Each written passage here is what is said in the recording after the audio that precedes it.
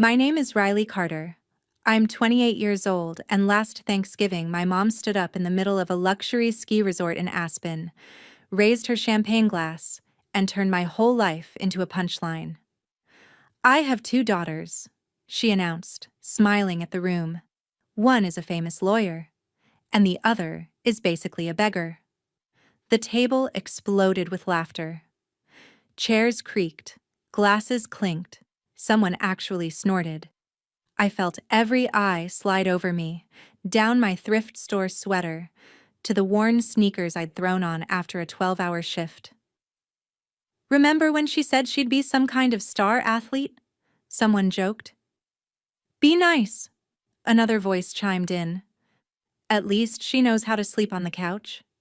You're lucky we haven't kicked you out yet, my own father added, like it was the funniest thing he'd said all year. My nephew muttered something about wanting to crawl into the floor if he were me. I didn't cry. I didn't yell. I just wrapped my fingers around my grandmother's necklace, felt the cool metal against my skin, pushed my chair back, and walked out of that perfect postcard dining room without a word. Nobody followed. Nobody even called my name. 1 week later, my phone lit up at 6:03 a.m. Mom's card just got declined. 8:06 a.m. Why are our investments crashing? Why didn't the funds go through? 10:30 a.m. The bank says our accounts are under review. 11:30 a.m. Please don't do this. We know we were wrong. Where are you? If you want to know what happened in that 1 week between their laughter and their panic, stay with me until the end. When I got back to my tiny apartment in Denver that night, I dropped my suitcase by the door and just stood there in the dark, still hearing their laughter echoing in my head. My mom, Linda, calling me a beggar in front of a room full of relatives. My dad, George, doubling down like it was some kind of comedy roast. My older sister, Natalie, sitting there in her perfect blazer, the famous lawyer, not saying a single word to stop it. My brother, Luke, smirking like always, like this was just another family joke I should be used to by now. The truth is, I am used to it. I grew up in a house where Natalie's trophies lived in their own glass cabinet and my soccer medals got tossed in a shoebox in the garage. She was the one with the straight A's and the law school plan, and the framed newspaper article on the fridge. Luke was the kid everyone called a natural leader, the one Dad took to Home Depot and business seminars, the one who was going to run something big one day. Me? I was the kid who drew logos in the margins of my homework and begged for a cheap laptop so I could teach myself design and coding from YouTube. Every time I mentioned building an app, my parents would smile and say things like, "That's cute," or "Maybe keep a real job just in case." When I blew my knee in high school and my shot at a college soccer scholarship disappeared, the way they talk about it now, you'd think it was just another example of me quitting. They forget the surgery, the rehab, the nights I cried because my whole identity had shifted in a single bad landing. Over time, the comments got sharper. At family dinners, Mom would say, "If you worked half as hard as Natalie, you'd be fine by now." Dad would shake his head and tell people, "Riley is still trying to figure herself out," like I wasn't sitting right there. Luke would joke about how many side hustles I'd tried, delivering groceries, walking dogs, freelance design. "She's allergic to stability," he'd say. Natalie would stay quiet, but silence is just a different way of agreeing. So when they laughed at me in Aspen, it wasn't new. It was just louder. It was public. It was the moment I finally realized that in their version of our family story, I was never going to be anything but the failure they pointed at to make themselves feel better. After I left the resort, I drove through the mountains in silence, fingers wrapped around my grandmother's necklace, feeling the small engraved edge press into my palm every time the car hit a bump. My grandma was the only person who ever looked at me and saw more than the weird, artsy kid. She used to tell me, "You don't have to be the golden child to shine. You just have to stop standing where they cast their shadows." I didn't fully understand that until that night. The next morning, I woke up before sunrise, pulled on a hoodie, and went out for a run in the cold Denver air. The sky was still almost black, streetlights buzzing, my breath turning white as I ran. With every step, I replayed their words, not just from Aspen, but from years of being the punchline. The jokes about me being broke, the digs about, maybe next year you'll finally make some real money. The little comments that sound harmless if you only hear one, but start to crush you when you've heard them for a decade. I thought about how many times I had swallowed it, told myself it was just family, that they didn't mean it, that I should be grateful they let me crash on their couch in LA for a while. Grateful. For being treated like a stray they let inside when the weather was bad. Somewhere between mile 2 and mile 3, something snapped into place. Not anger, exactly. It felt more like a switch flipping from "please love me" to "you don't get to talk about me like that anymore." I stopped on the sidewalk, hands on my knees, heart pounding, and I knew two things with total clarity. One, I was done auditioning for a role in their perfect little success story. Two, I had been the one quietly keeping their lives from falling apart for years, and they had no idea. They had no idea about the nights I stayed up reworking payment schedules so their loans wouldn't default. They had no idea whose money was actually plugging the holes in their finances. They sat there in Aspen, calling me a beggar, while living off safety nets I had built behind the scenes. I straightened up, thumb brushing over my necklace, and made a decision. I wasn't going to scream at them or show up at their door with bank statements. I was simply going to stop. Stop fixing. Stop funding. Stop being the invisible support beam in a house where I was treated like clutter. Let the numbers tell the truth they refused to hear from my mouth. Let them feel what life really looked like without the beggar they laughed at. Most people in my family think I deliver food and design pretty buttons for random apps when I can't sleep. That's the version of my life they're comfortable with, because it fits their story about me being the messy, unstable one. The real version started 6 years ago in a cramped co-working space in downtown Denver with flickering lights and suspiciously noisy air vents. I was 22, fresh off a failed attempt to launch a fitness tracking app, sitting across from a guy named Noah Park, who believed in my brain more than my own parents ever had. Noah was the one who looked at my spaghetti-covered whiteboard of ideas and said, "You know freelancers are terrible with money, right? What if you build something that thinks about it for them?"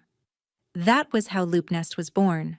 An app that tracks income from different clients, predicts your tax, automates bill payments, and lets you set up rules like, if my account drops below this number, pause extra payments. I handled design and user flows, coded late at night, fixed bugs until my eyes burned. Noah handled growth, partnerships, and calling scary financial people so I didn't have to. At first, we had like 10 users, friends of friends, a photographer, 2 Etsy shop owners, one guy who edited wedding videos. I still delivered groceries in the evenings, I still took odd graphic design gigs, and I still heard my dad say, "Are you ever going to get a job with a 401k?" But LoopNest grew. Slowly. Then, not slowly. A YouTuber mentioned us. A small business newsletter featured us. More people signed up. We added features, hired a tiny team, brought in an accountant. A local fintech blog wrote about the app built by a Denver girl in a hoodie. My mom never read that article. She doesn't follow that kind of thing. Somewhere in the middle of all of this, my family started having little emergencies. Luke's boutique gym in Dallas got hit by a burst pipe one winter, flooding the front studio. Insurance covered some of it, but not all, and he had a balloon payment on a loan coming up. He called me one night, half drunk, complaining that small businesses were impossible and he might have to close the whole thing. Natalie, the star lawyer in Los Angeles, had taken on a huge civil rights case that ate up her time and money. She racked up legal costs on her own card before the firm reimbursed her, had a nanny to pay, rent on a very nice apartment, student loans still gnawing at her every month. My parents, Linda and George, were quietly drowning in their mortgage and medical bills, pretending everything was fine, even when Mom started cutting coupons again, and Dad pretended he liked staying home more because gas was expensive. Aunt Brenda's catering business was just starting to recover from the pandemic, barely staying afloat after events were canceled for almost a year.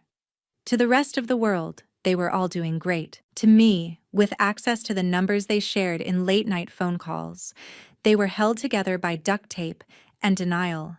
That's where LoopNest came in. One night, staring at all the features we'd built for strangers, I added new rules for my own accounts. Extra income from my biggest contracts. It didn't go to clothes or vacations. It went to Family Safety Net, a folder inside LoopNest that split into 4 sub-accounts. Luke's gym debt, Natalie's credit and nanny costs, my parents' mortgage and utilities, Aunt Brenda's business loan. Using the same tools my users had, I created automated payments from my personal account straight to whatever bills were screaming the loudest. I didn't tell anyone. Not because I was some kind of martyr, but because I knew exactly how it would go if I did. They would politely thank me at first. Then they would expect it. Then they would rewrite the story in their heads so that my help became a background detail and their hard work stayed front and center. So instead, I let the app do the talking. I set a rule to cover shortfalls in Luke's gym lease if his revenue dipped below a certain line. I paid down part of Natalie's high-interest card every month so her balance stopped climbing. I made sure my parents' mortgage never hit more than 30 days late, pushing payments through right before penalties kicked in. I sent small but steady amounts toward Aunt Brenda's loan so the bank would back off. Over 5 years, those little emergency boosts added up. About $360,000 worth of little. Money I could have used to buy a house, to travel, to give myself the stability my parents never thought I could create. I tracked every cent in LoopNest. Every time I watched a red bar turn yellow or green because of my transfers, I felt this twisted mixture of pride and shame. Pride, because I had built something powerful enough to actually change people's lives. Shame, because I was using that power on people who still called me a failure in public. When Mom stood in Aspen and called me basically a beggar, she did it in a jacket she'd bought on a credit card that hadn't been sent to collections yet because of a payment I'd scheduled behind the scenes. When Luke went back to bragging about bouncing back after a flood, his rebound was literally paid for by the girl he said was allergic to stability. When Natalie ordered another glass of wine without thinking about it, it was on a card whose interest I'd been quietly killing for months. Standing in my apartment after that trip, I opened my laptop, logged into LoopNest, and pulled up the Family Safety Net dashboard. 4 columns, 4 names, a total that made my stomach twist. My finger hovered over the rules I'd written. Auto transfer every Friday. Cover late fees automatically. Round up spare income and apply to their balances. My chest hurt, not from anger this time, but from this bone-deep exhaustion. I had been their invisible safety net for years, and in return, they still saw me as a joke. I thought about my grandma's voice, about stepping out of their shadows. Then, very calmly, I started turning things off. One by one, I disabled the rules. I canceled future transfers. I reset my own thresholds, so extra money would finally stay in my account instead of bleeding into theirs. I didn't delete any records. I didn't touch their logins. I didn't hack anything. I just removed myself from the equation. LoopNest pinged a quiet confirmation sound each time I hit save. To anyone else, it would have been nothing. To me, it was the loudest click I'd ever heard. It was the sound of a rope being cut. Somewhere, down the line, bills would come due, and for the first time in years, I wouldn't be there to silently pay them. They wanted to call me a beggar.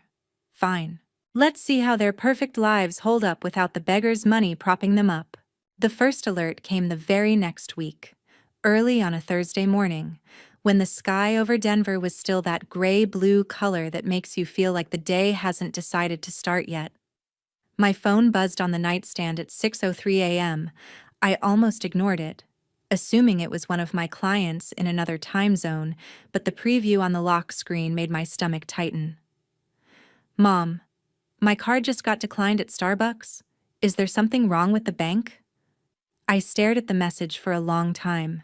For years, every time her balance dipped too low, LoopNest would quietly send enough to cover the gap before the decline ever happened. Now, with those rules gone, reality was finally catching up. I put the phone face down and went to brush my teeth. By 7:15 a.m., there were 3 more messages and a missed call. Mom was spiraling. The app keeps saying insufficient funds. We just got a notice about the mortgage being late again. I thought this was all on autopay. My chest pinched a little at that word. Autopay. As if the universe itself had been taking care of them. Not their youngest daughter sitting in a cramped office at midnight moving sliders back and forth to make sure their lives stayed in the green. At 8:06 a.m., Dad's name flashed on my screen. I let it ring out the first time. The second time, I picked up and held the phone to my ear without saying anything. Riley! His voice snapped, breathless, like he'd just come in from outside. Do you have any idea what's going on with the investments? The account is saying our funds transfer didn't go through this month. The guy from the bank said we're in some kind of review. What did you do? I closed my eyes and leaned my head back against the wall. There it was. The assumption that if something was wrong, I had broken it. Not the years of them borrowing against the future, refinancing, taking on more than they could realistically pay back. Me. I didn't do anything, I said evenly. Did you pay your bills with your own money? There was a quiet beat on the line. I could almost hear his brain trying to spin that sentence into something he could understand without admitting what it really meant. Don't be smart with me, he shot back. We've never had problems like this before. All of a sudden the mortgage is flagged, the credit card payment bounced, the retirement account is frozen for risk assessment. That doesn't just happen out of nowhere. I remembered clicking those disable rule buttons, one after another, until the family safety net dashboard went still. It didn't happen out of nowhere. It happened from right here, in my apartment, with my own hand. Maybe you should ask your bank, I said. You're the one who's always in control, remember? Before he could answer, I hung up. My hands were shaking, but underneath the tremor was something sharper. Relief. For the first time, the weight around my neck wasn't the necklace. It was the debt I had never signed up for. By 10:30 a.m., my phone was a small storm of notifications. A screenshot from Natalie of a bank email. Subject line, account under review.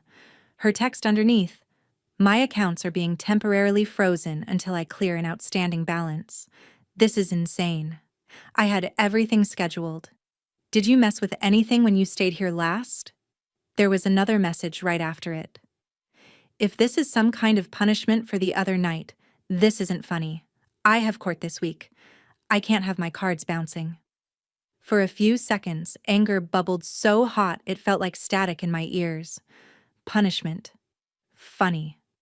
As if I had hacked into her life just to inconvenience her week, instead of spending 5 years quietly steering her away from financial disaster.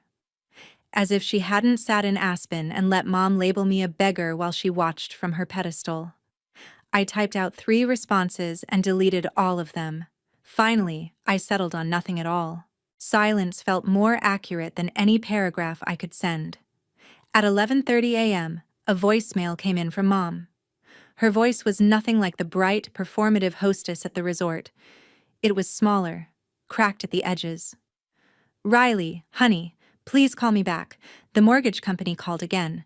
They said if we don't make a full payment this week, they'll start the foreclosure process. Your father's retirement account is locked until we settle some past due amount. Natalie says her cards are being reviewed. Luke is saying something about the gym lease. I don't understand what's happening. Please don't do this. Whatever this is. We know we were wrong at dinner, okay? We were just joking, please. Where are you? I listened to it twice, once with my heart, once with my head. My heart heard my mom, scared and confused, realizing maybe for the first time that the ground under her feet was not as solid as she thought. My head heard years of minimized apologies, of we were just joking, of me being asked to swallow hurt so things could go back to normal. Normal meant I paid the price so they didn't have to. I replayed Aspen in my mind. The champagne, the laughter. My dad's voice saying I was lucky they hadn't kicked me out. Lucky. I thought about every bill I'd paid while they rolled their eyes at my gig jobs. Every time I'd chosen their stability over mine. I pressed my thumb against the back of my phone, feeling the heat of the screen. Then I hit record and kept my voice calm.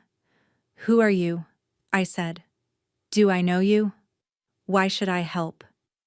I didn't raise my voice. I didn't curse. I just sent the message and set the phone down next to my keyboard. My hands were steady now. Outside, the sun was finally up, catching on the snow still clinging to the edges of the sidewalks. I grabbed my running shoes and my grandmother's necklace, looping the chain around my fingers as I laced up. On the trail, my footsteps thudded in time with a thought I couldn't shake. For years, they had treated my life like a joke, and my exhaustion like laziness. Now, the joke had stopped paying their bills. Actions have consequences. For the first time, those consequences weren't landing on me. I thought the messages would slow down after that, but they didn't. They multiplied. By Friday afternoon, my phone looked like a fire alarm. Missed calls from Mom, Dad, Natalie, even Luke, which almost never happens unless he wants something. I muted the family group chat after Mom sent a long paragraph about misunderstandings and, we didn't mean it like that, and then immediately followed it with, also, do you know why the electric bill bounced this month? The company said the account used to be in good standing. Used to be. That phrase hit me harder than I expected. On Saturday, I was in the parking lot of a grocery store dropping off an order when my phone buzzed with a notification from the building's front camera. Mom and Dad were standing outside my apartment door, bundled in coats, my dad knocking like he had every right to be there. My mom glancing around the hallway like someone might see her and ask what went wrong. They had flown in from Sacramento without telling me. For a second, watching them on my screen, the old guilt tugged at me. That little voice that says, they're your parents. Let them in. Fix it. Then I remembered Mom standing in front of a room of people calling me a beggar with a smile. I remembered Dad saying I was lucky they hadn't kicked me out. I slipped my phone back into my pocket and drove to my next delivery. Later, I played the audio from the intercom. She's not answering, Mom whispered. What if something happened to her? Dad muttered. Nothing happened to her. She's just being dramatic. She probably did something with the accounts and now she's hiding. The idea that I was some reckless hacker breaking things for attention would have been funny if it weren't coming from the same man whose mortgage I'd been saving for years. That night, I was at my usual coffee shop, headphones on, working through a client's onboarding flow when someone knocked on my table. I looked up and saw Natalie and my dad standing there, too sharply dressed for the mismatched chairs and chipped mugs around us. My stomach dropped. I hadn't told them where I worked. Mom must have dug through old emails, found an invoice, tracked the address. Of course she had. Can we sit? Natalie asked. She didn't wait for an answer. They both slid into the chairs across from me like this was a scheduled meeting. You look busy, my dad said, glancing at my open laptop. The LoopNest dashboard was up, but I quickly tabbed to a generic wireframe. Freelance stuff, I said. You know, the unstable life of a beggar. Natalie flinched a little at that, eyes dropping for half a second before she straightened her spine again. We need to talk about what's happening, she said. The timing is, Suspicious. I took a sip of my now cold coffee. What timing? Dad leaned forward. Your mother's card being declined, the foreclosure warning, the sudden issues with my retirement account, Natalie's accounts being frozen. Brenda just called and said her business line of credit is under review too. It all started right after you stormed out in Aspen. That is one hell of a coincidence. There it was again. The assumption that my anger was the problem, not their entire way of treating me. You think I'm sitting here in Denver hacking every bank in America? I asked.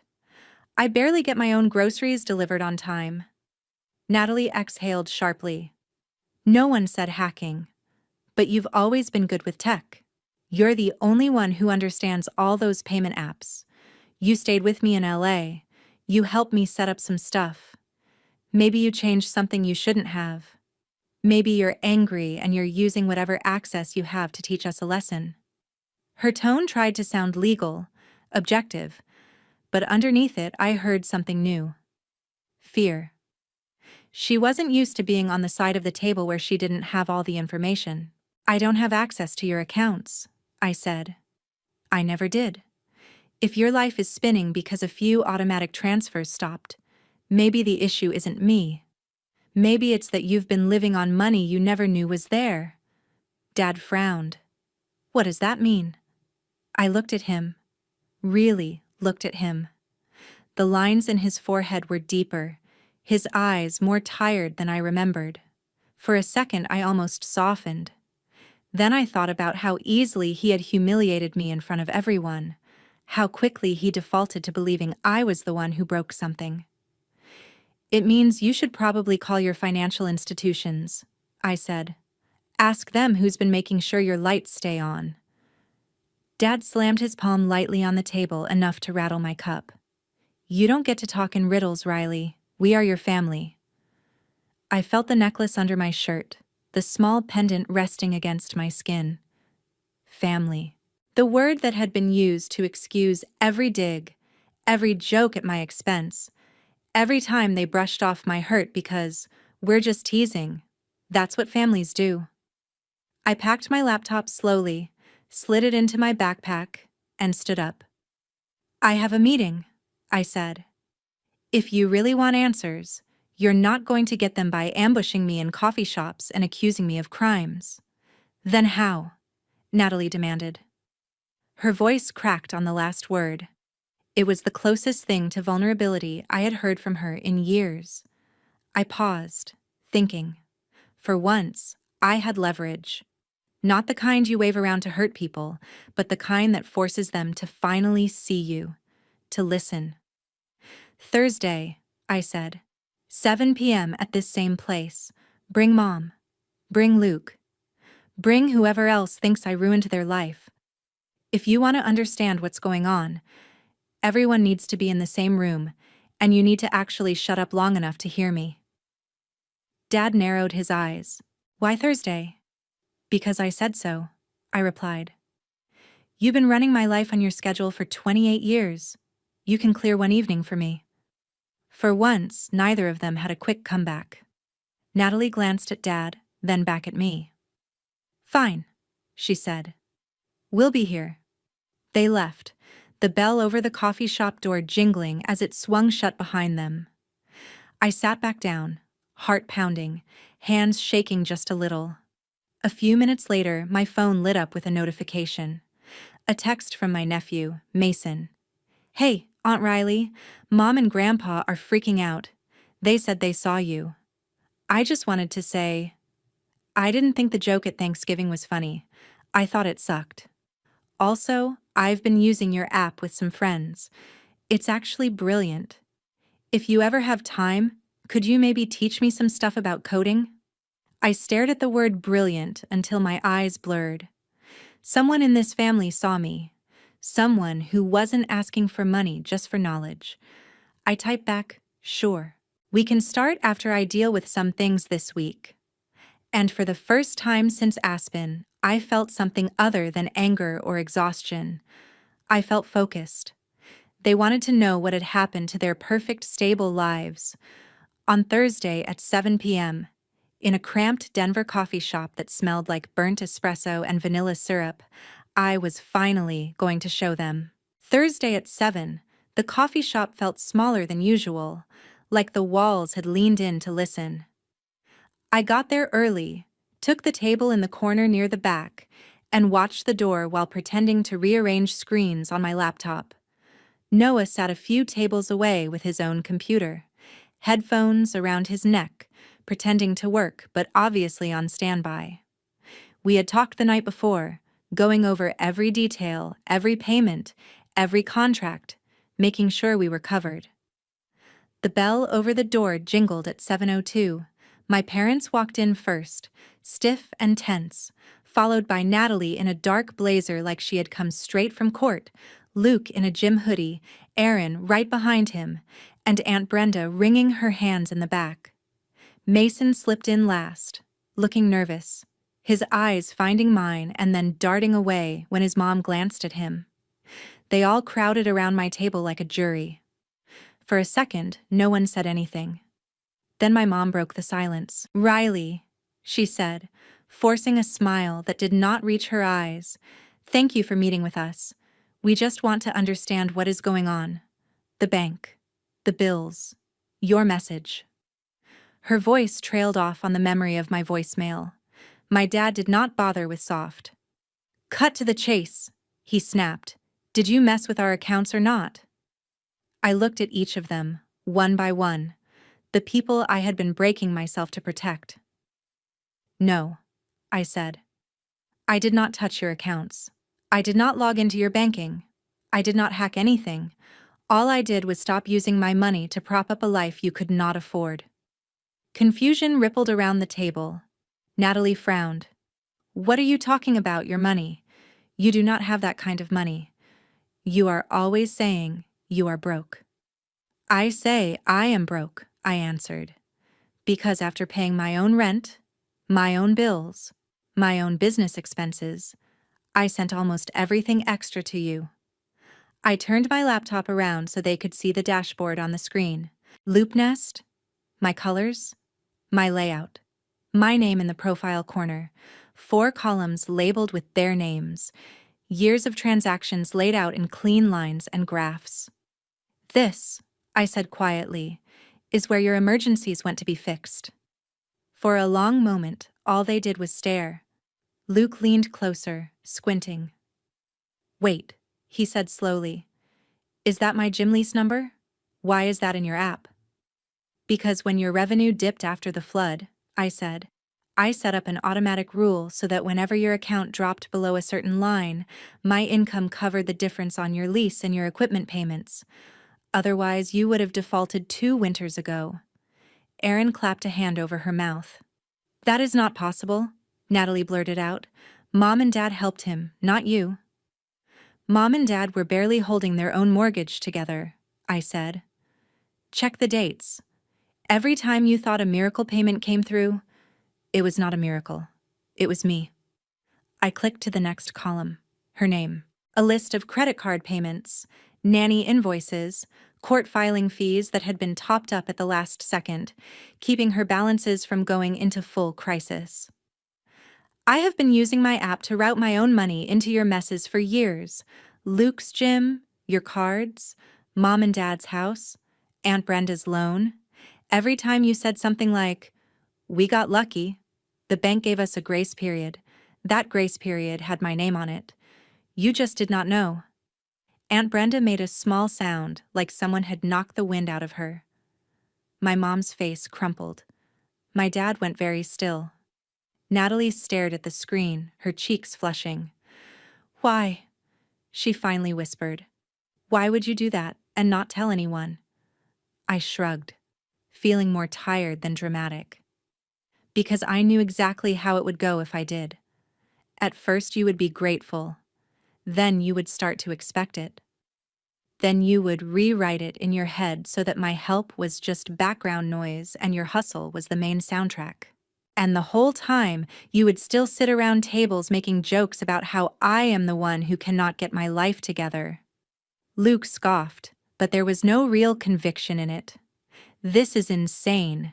Even if you helped sometimes, you do not just get to yank it away and watch everything crash. That is messed up. I met his eyes. You mean, I do not have to keep paying your bills forever so you can keep pretending you built your empire alone? He looked away first. Natalie swallowed hard. And this app, Loop Nest, you built this? No, I said. I did not build it. I co-founded it. I tilted my head toward Noah. He is the other brain. Hi. Noah gave them a small, polite wave, sliding his headphones fully off. We have accountants, lawyers, investors. All of them know exactly where the money came from. We have records of every transfer, every deposit. It is all above board. No one touched your accounts. We just created an automated safety net that you did not know you were standing on. My dad's eyes narrowed. You are telling me you have been throwing money at us instead of building a future for yourself. That is irresponsible, Riley. That is not how you become successful. I almost laughed. I am already successful, I said, and for the first time, I let the words feel real in my own mouth. You just never bothered to look closely enough to see it. For a moment, there was nothing but the hiss of the espresso machine behind us. Then Natalie straightened, slipping into her lawyer voice. Regardless of your intentions, there is a serious issue here. You used financial information we shared with you to create this system. That is data. That is access. We have spoken to someone, and there is an argument to be made that you built this company on our backs, that we are entitled to a share, maybe a controlling share. That was it. There was the twist. They had come here not just scared, but armed. They had already decided, somewhere between the mortgage notices and the declined cards, that my work belonged to them. You spoke to a lawyer, I repeated slowly, about suing me. The beggar daughter. My mom gasped. Natalie, she started, you said you were just going to get advice, not actually. Natalie cut her off. I said I would explore our options. Riley is using payments and financial tools that involved us. A court might see that as leverage. At minimum, you owe us equity. Noah's eyes flashed, but his voice stayed calm. Just so we are clear, he said, you are suggesting that the person who has been secretly paying your bills for years should now give you part of the company that made that possible because you feel entitled to it. My dad bristled. We are not saying entitled. We are saying this is a family effort. We trusted her with our information. She built something on top of that. I leaned back in my chair, suddenly very done with pretending this conversation was reasonable. You did not trust me, I said. You pitied me. You tolerated me sleeping on your couch. You told anyone who would listen that I could not commit to anything.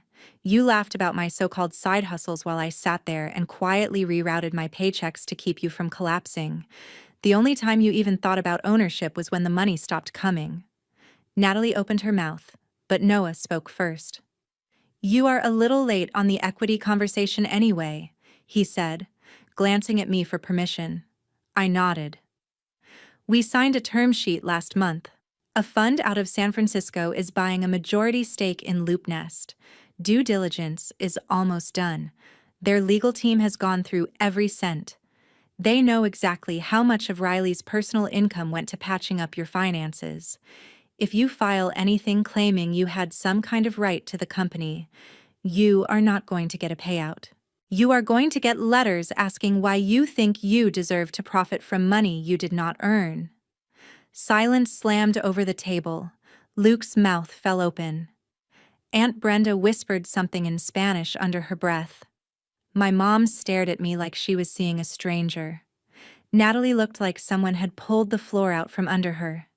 You sold the company, she said quietly. You did all this, and you never told us. I felt the pendant of my grandmother's necklace press against my collarbone when I nodded. It is my company, my work, my risk. I told the people who supported me, Noah, my team, my friends here. The people who did not roll their eyes every time I said I was building something. You had years to take me seriously, you chose not to. Luke's voice came out sharp and ugly. So what? This is your revenge. Let us drown while you cash out and play the victim online. I met his stare without flinching. This is me stepping out of the way of the consequences you created, I said. You borrowed more than you could pay back. You spent like the money would always magically show up. I was the magic. I turned it off. Mason finally spoke up, his voice small but clear. You guys, he said, looking around the table. I have been using LoopNest with my friends. We all love it. She did something real. You cannot just act like she owes you because you are embarrassed now. Natalie shot him a warning look, but he did not back down. For a moment, nobody seemed to know what to say. The power dynamic had shifted so far it was almost unrecognizable. My dad, who always had the last word, sat there with his jaw clenched, no words coming. My mom's eyes were glossy, guilt and fear warring on her face. Aunt Brenda looked ashamed. Luke looked furious. Natalie looked calculating. The way people do when they are realizing their usual tricks will not work. I closed my laptop and wrapped both hands around my coffee cup, grounding myself in its warmth. Here is what is going to happen next, I said. Nothing. For a while. The transfers are off, and they are staying off. I am not going to jail. You are not going to magically get a piece of a company you never believed in. You are going to go home and deal with your banks like every other adult in this country. I stood up. If any of you want to talk again after that, really talk, not yell or accuse, or treat me like a walking ATM, we can set up a time. In my office, on my terms. Until then, we are done. I started to walk away, and behind me I heard my mom's voice break. Riley, please, she said. We are your family. I touched my necklace, the metal cool under my fingertips, and kept walking. For years, family had meant I was the one who had to bend, to swallow, to pay. Maybe it was time for family to mean something else, or nothing at all. The following Monday, I met them in a place they had never bothered to picture when they thought about my life. The LoopNest office in downtown Denver. Floor-to-ceiling windows, a row of mismatched plants someone's girlfriend had donated, whiteboards covered in diagrams and sticky notes, desks with secondhand chairs and expensive monitors. It was not some giant tech campus, but it was real. It was mine. I stood by the glass conference room as they filed in, out of place in their heavy coats and tight expressions. Mom and Dad sat together, shoulders touching like they were bracing for impact. Natalie took a chair closest to the door, as if she might bolt if things went too far. Luke leaned back, arms crossed, trying to act unbothered. Aaron and Aunt Brenda sat quietly, eyes everywhere, absorbing everything. Mason took a spot near the end of the table across from me, notebook in front of him like he was here to learn, not to argue. I clicked a remote and a big screen lit up with charts and simple slides.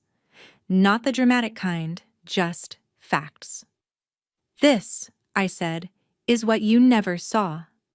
Revenue graphs, a timeline of user growth, a list of features we had shipped, a screenshot of a tech article with my name in it, another with Noah's, a calendar showing late nights and weekend sprints that they used to call wasting your 20s. Then, without raising my voice, I laid out the numbers that hurt. 4 folders sat on the table, each with a name: Luke, Natalie, Mom and Dad, Aunt Brenda. Inside were printed summaries of every transfer I had made for them. Dates, amounts, purposes, mortgage top-ups, card payments, lease coverage, late fees I had eaten so their accounts would not fall apart. Together, just over $360,000. No accusations, no theatrics, just math.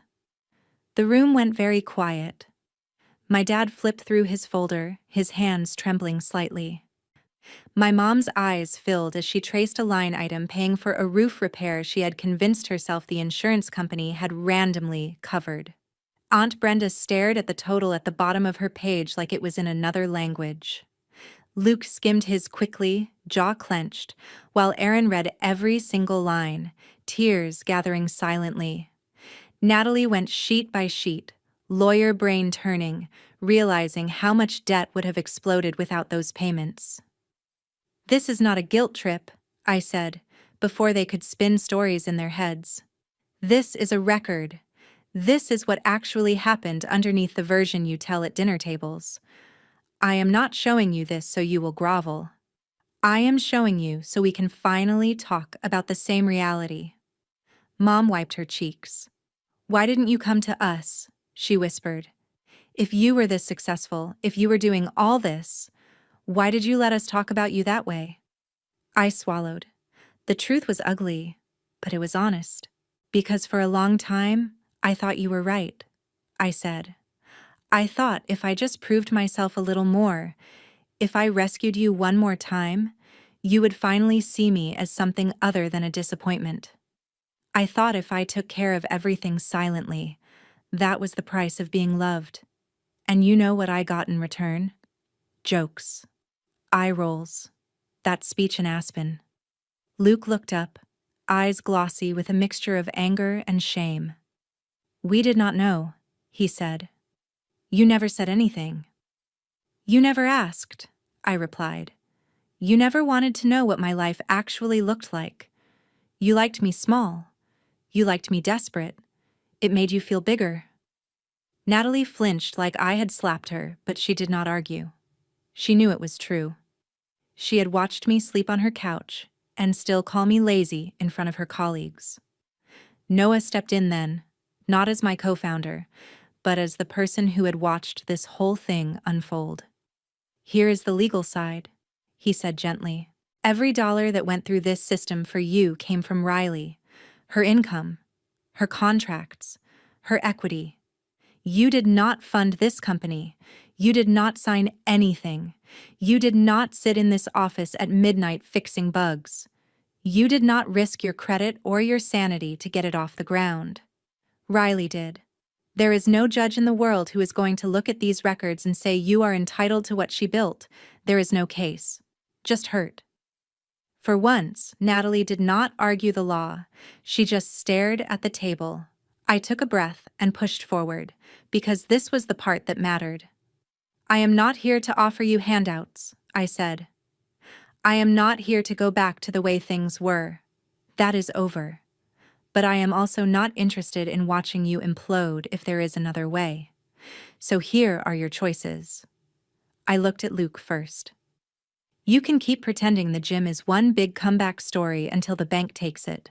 Or you can sell part of it now, deal with your debt honestly, and maybe walk away with something. If you want help structuring that, I will lend you my time, not my money. We do it on paper, with contracts. So I am not your invisible safety net anymore." His throat bobbed. He did not say yes, but he did not say no. To Natalie, I said, "You can keep living on the edge of every billing cycle. Then blame me when it catches up. Or you can sit down with a financial planner and stop treating your credit cards like magical free money. I will connect you with someone. You will pay them yourself. And if you ever joke about me being a beggar again, I will block your number." Mom winced at that, but she did not defend the joke. To my parents, I was softer and sharper at the same time. "You need to talk to a counselor," I said, "not because you are bad people, because for years you measured worth in titles and trophies, and it made you blind. You can stay blind if you want. You can keep pretending this is all about one angry daughter who overreacted. Or you can sit in a room with someone neutral and start unlearning the idea that success only looks like a law degree and a business suit. I will not pay for that therapy. But if you go, if you do the work, I will consider showing up for holidays again in the future." "Maybe?" Aunt Brenda shook her head, tears running down her face. "I am so sorry, Mija. she said. I knew you were helping me. I just did not know how much. I will pay you back, even if it takes me the rest of my life. We can figure out a plan, I told her. Fair. On the record. No secrets. Then I turned to the one person in the room who had not asked me for anything but time. And you, I said to Mason. If you still want to learn to code, I meant what I said. You can intern here after school. We will start with basics. You can sit in on product meetings. You can see what building something looks like before the world decides if it counts. His face lit up in a way that made the whole meeting worth it. Yeah, he said. I want that. I really want that. The room shifted then, just slightly. The anger did not disappear. The hurt did not magically dissolve. But something else entered. Reality. The fantasy that I was a screw-up and they were the flawless success story was gone. In its place was a messier, truer picture. They were adults who had made bad financial choices and hid behind jokes. I was the kid they discounted who had built the thing that saved them, and then chose to stop. When the meeting ended, there were no big group hugs, no sweeping movie moment. Mom hugged me too tightly at the door, crying into my shoulder, whispering that she was sorry, over and over. I did not say, "It is okay," because it wasn't. I just said, "Thank you for saying it," and stepped back. Dad shook my hand, of all things, his grip firmer than his voice. I did not know, he said, about any of this. You did not want to know, I replied, not unkindly.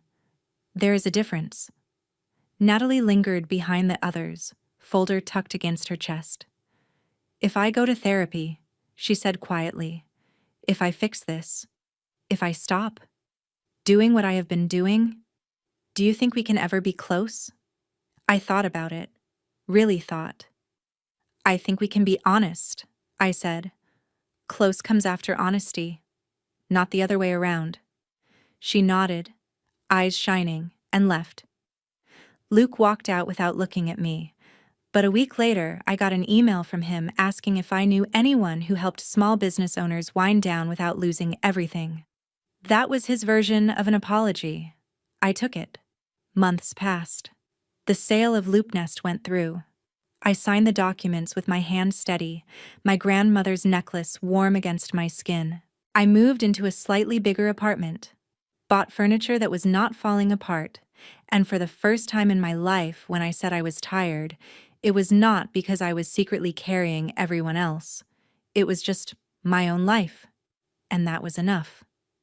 I did not go back for Thanksgiving that year. Instead, I went hiking in the snow outside Denver, my breath visible in the cold, my phone buzzing in my pocket with pictures from Mason of the code he was writing, little screenshots of his first working projects.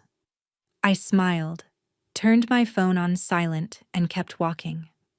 People like to say that family is everything, that you owe them endless loyalty, endless chances, endless forgiveness, no matter what they say or do.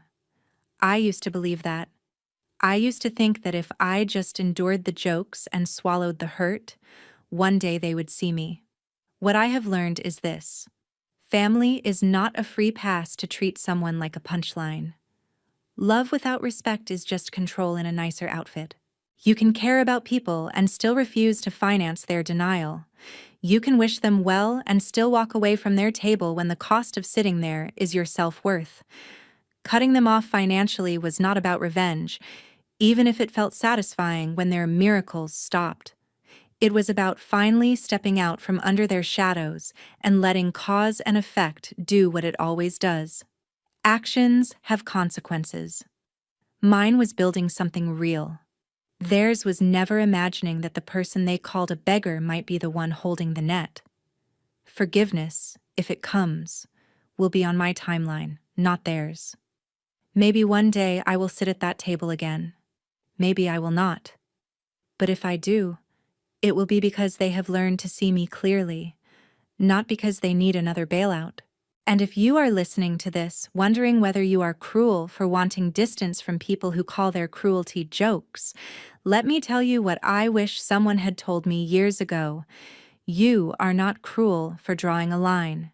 You are not ungrateful for wanting respect.